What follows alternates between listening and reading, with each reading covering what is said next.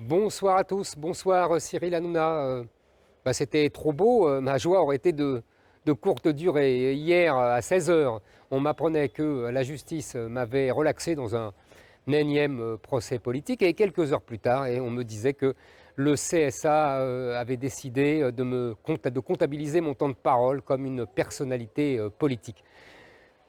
Je vous avoue que cette offensive ne m'a pas vraiment étonné. Depuis des mois, des ministres du gouvernement Castex, des députés En Marche s'époumonaient contre ma présence à l'antenne de CNews. On se demandait vraiment ce qui les dérangeait. Il paraît donc que je dois être comptabilisé, mon temps de parole doit être comptabilisé.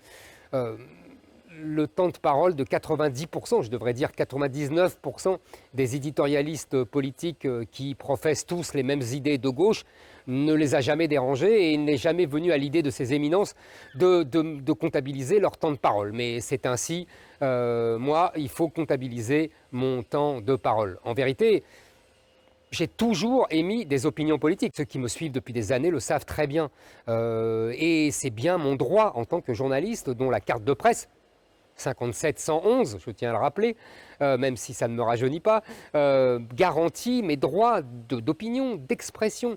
Il n'y a absolument, on n'a pas le droit de censurer mes propos et le CSA, moins que toute autre institution, n'a le droit de contrôler les opinions des gens et encore moins des journalistes. D'ailleurs, le président du CSA, Roch-Olivier de Metz, dans une interview qu'il avait accordée au Figaro le 27 janvier dernier, avait été très clair.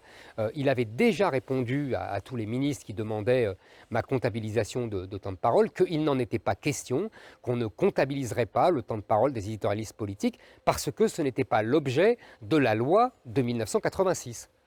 Et voilà, hier, le président du CSA a fait mentir ses propos et n'a pas respecté la loi qu'il a instituée. Voilà, le CSA a montré, a révélé sa partialité politique. Il suffit d'ailleurs de regarder le parcours de tous les membres du CSA pour comprendre d'où ils viennent et où ils veulent aller.